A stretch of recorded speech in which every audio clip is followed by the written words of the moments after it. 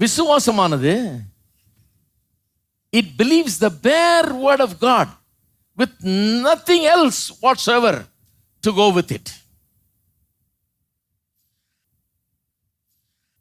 விசுவாசமானது வெறும் வார்த்தையை விசுவாசிக்கிறது மட்டும் இல்ல, வெறும் வார்த்தையை விசுவாசிக்கிறது. அதற்கு எந்த ஆதாரம் இல்லாமல் போனாலும் அது விசுவாசிக்கலாம் என்று அதுக்கு ஏதுவாக ஆதாரங்கள் எதுவுமே இல்லாமல் போனாலும் விசுவாசம் வெறும் அந்த வார்த்தையை அப்படியே விசுவாசிக்கிறது.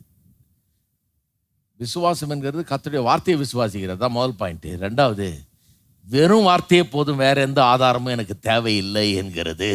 ஆதாரம் இல்லாமல் விசுவாசிக்கிறேன். அதுதான் ஆபிரகாம்.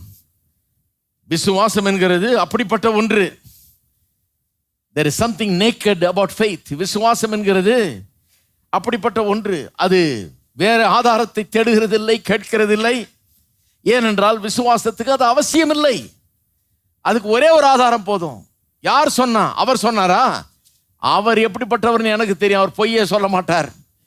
ஒரு நாளும் சொன்னதில்லை. அவர் சொன்னதெல்லாம் வாயிலிருந்து வந்ததெல்லாம் அப்படியே நிறைவேறும்.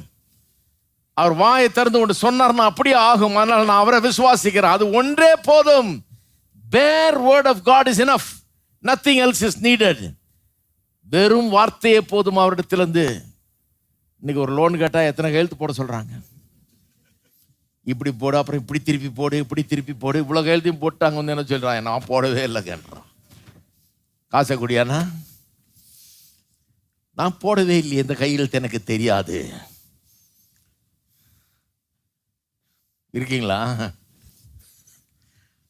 கையெழுத்துக்கெல்லாம் நீங்கள் மரியாதையே கிடையாது. அத்தனை கையெழுத்தும் போட்டு ஒன்றும் இல்லைன்றலாம். ஆனால் நம்முடைய தேவனாகிய கர்த்தருக்கு வார்த்தையே போதும். அந்த வார்த்தை கோல்டு மாதிரி. அவர் சொன்னார்னா எந்த கையெழுத்து வேண்டியதில்லை, எந்த டாக்குமெண்ட் வேண்டியதில்லை, ஒன்றும் வேண்டியதில்லை. பாருங்க, அவர் சொன்னார்னா சொன்னது தான். அவர் சொன்னது அப்படியே நிறைவேற்றுவார். அப்போ விசுவாசம் என்கிறது தன்மை என்ன? ஒன்று, தேவனுடைய வார்த்தையை, வாக்கு தத்தத்தை விசுவாசிக்கிறது. ரெண்டாவது, வேற எந்த ஆதாரமும் இல்லாமல், கேட்காமல், நாடாமல் அப்படியே வெறும் வார்த்தையை